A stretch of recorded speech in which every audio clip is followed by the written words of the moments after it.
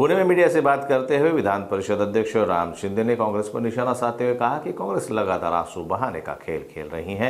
उन्होंने ईवीएम पर उठ रहे सवालों को लेकर भी कांग्रेस को आड़े हाथों लिया।